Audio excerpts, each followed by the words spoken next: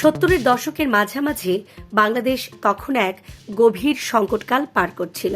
সদ্য স্বাধীন দেশ হিসাবে রাজনৈতিক অস্থিরতা, অর্থনৈতিক দুর্বলতা এবং প্রাকৃতিক দুর্যোগ সব মিলিয়ে রাষ্ট্রের সামনে সবচেয়ে বড় চ্যালেঞ্জ ছিল জনসংখ্যা নিয়ন্ত্রণ।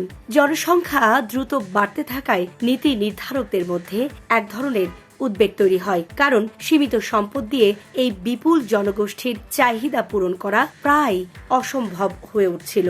এই পরিস্থিতিতে সরকার ও আন্তর্জাতিক উন্নয়ন সংস্থাগুলো পরিবার পরিকল্পনা ও জন্ম নিয়ন্ত্রণ বিষয়ে সচেতনতা তৈরির উদ্যোগ নেয়। কিন্তু সবচেয়ে বড় বাধা ছিল সামাজিক মনোভাব।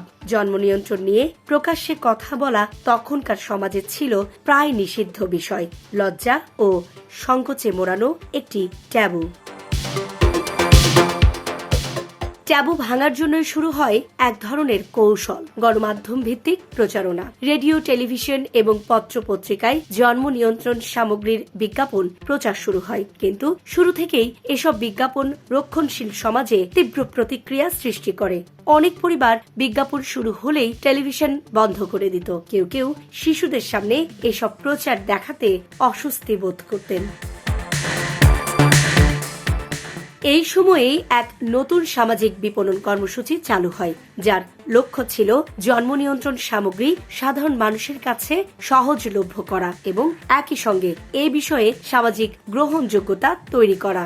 যুক্তরাষ্ট্র ভিত্তিক আন্তর্জাতিক সংস্থা পপুলেশন সার্ভিসেস ইন্টারন্যাশনাল এই উদ্যোগে গুরুত্বপূর্ণ ভূমিকা রাখে। তাদের সহযোগিতায় বাংলাদেশে সোশ্যাল মার্কেটিং প্রজেক্ট শুরু হয়, যার মাধ্যমে বাজারে আসে জন্ম নিয়ন্ত্রণ পিল এবং কন্ডোমের মতো পণ্য, যেগুলো পরবর্তীতে মায়াবরী এবং রাজার কন্ডোম নামে পরিচিতি পায়।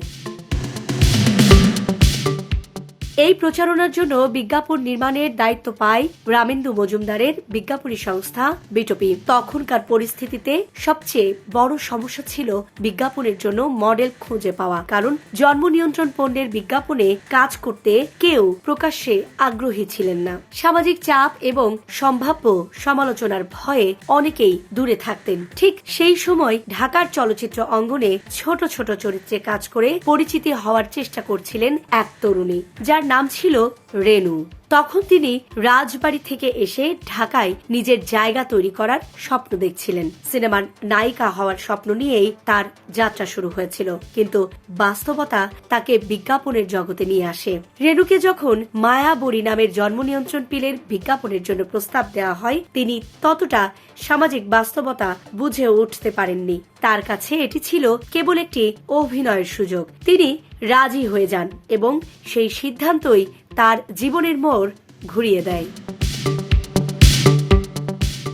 বিজ্ঞাপনটির শুটিং হয়েছিল ঢাকার মধুমিতা সিনেমা হলের কাছাকাছি একটি পুরনো জমিদার বাড়িতে এবং আরো কিছু লোকেশনে। বিজ্ঞাপনের ক্যামেরার কাজ করেন তৎকালীন খ্যাতিমান ক্যামেরাম্যান সাধন রায়। বিজ্ঞাপনের গল্পে দেখানো হয় এক তরুণী গৃহবধূর জীবন, বাসর ঘর থেকে শুরু করে সংসার, সন্তান এবং সুখী পারিবারিক জীবন। এরপর ধীরে ধীরে পরিবার পরিকল্পনার ধারণা তুলে ধরা হয়। বিজ্ঞাপনটি প্রচারে আসার পর তা দ্রুতই ব্যাপক আলোচনার জন্ম দেয়। একদিকে মানুষ এর সৃজনশীলতা ও বার্তা গ্রহণ করে, অন্যদিকে রক্ষণশীল সমাজে এটি নিয়ে সমালোচনার ঝড় ওঠে। কিছু জায়গায় এটিকে অশালীন বা পারিবারিক মূল্যবোধের পরিপন্থী বলা হয়। তবুও এই বিজ্ঞাপনই প্রথমবারের মতো জন্ম নিয়ন্ত্রণ বিষয়টিকে সাধারণ মানুষের আলোচনার কেন্দ্রবিন্দুতে নিয়ে আসে। এই বিজ্ঞাপনের মাধ্যমেই রেনু পরিচিতি পান নতুন নামে রোজিনা। যদিও তার লক্ষ্য ছিল চলচ্চিত্রের নায়িকা হওয়া, বাস্তবে তিনি হয়ে ওঠেন একটি সামাজিক পরিবর্তনের অংশ। পরবর্তীতে তিনি যখন চলচ্চিত্রে কাজ শুরু করেন, তখন এই বিজ্ঞাপনই তার পরিচয়ের একটি গুরুত্বপূর্ণ অধ্যায় হিসাবে সামনে আসে। তবে এই যাত্রা সহজে ছিল না। বিজ্ঞাপনের সঙ্গে যুক্ত থাকার কারণে তাকে সামাজিক নেতিবাচক অভিজ্ঞতার মুখোমুখিও হতে হয়। একবার একটি চলচ্চিত্রের সেটে তাকে অপমানজনক আচরণের শিকার হতে হয়, শুধুমাত্র এই কারণে যে তিনি মায়াবরীর মডেল ছিলেন। তবুও তিনি থেমে যাননি, বরং সময়ের সঙ্গে নিজের অভিনয় দক্ষতা দিয়ে চলচ্চিত্রে প্রতিষ্ঠা পান।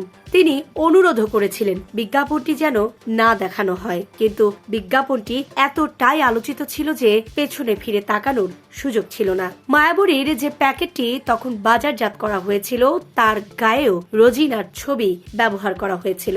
এর আগে পর্যন্ত প্যাকেটে হাতে আঁকা ছবি ব্যবহার করতে হতো। এরপর ধীরে ধীরে পত্রিকার পাতায়ও মায়ার বিজ্ঞাপন ছাপানো শুরু হয়।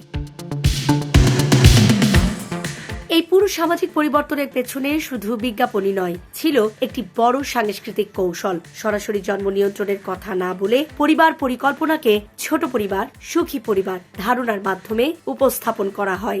এই কৌশলকে কার্যকর করতে যুক্ত করা হয় নাটক, রেডিও অনুষ্ঠান এবং টেলিভিশন প্রচারণা। এই সময় আন্তর্জাতিকভাবে পরিচিত সামাজিক বিপণন বিশেষজ্ঞ রিচার্ড ম্যানফ বাংলাদেশে এসে এই কার্যক্রমে পরামর্শ দেন। স্থানীয় নাট্যকারদের মধ্যে সৈয়দ শামসুল হক এবং আব্দুল্লাহ আল মামুন গুরুত্বপূর্ণ ভূমিকা রাখেন। তাদের তৈরি রেডিও নাটক দিন বদলের পালা মানুষের মধ্যে পরিবার পরিকল্পনার বিষয়ে সচেতনতা তৈরি করতে বড় ভূমিকা রাখে। ধীরে ধীরে এই প্রচারণা গ্রামগঞ্জ পর্যন্ত পৌঁছে যায়। একসময় যে বিষয়টি ছিল সামাজিকভাবে নিষিদ্ধ, সেটি ধীরে ধীরে সাধারণ আলোচনায় পরিণত হয়। মুদি দোকান পর্যন্ত জন্ম নিয়ন্ত্রণ সামগ্রী সহজলভ্য হয়ে ওঠে এবং মানুষ এ বিষয়ে সচেতন হতে শুরু করে। বিশেষজ্ঞদের মতে বাংলাদেশের জনসংখ্যা নিয়ন্ত্রণে এই সময়ের সামাজিক বিপণন কর্মসূচি অত্যন্ত গুরুত্বপূর্ণ ভূমিকা পালন করেছে। স্বাধীনতার পর যেখানে জন্মহার ছিল অত্যন্ত বেশি, সেখানে কয়েক দশকের মধ্যেই তা উল্লেখযোগ্যভাবে কমে আসে। Desk report, Dhaka express.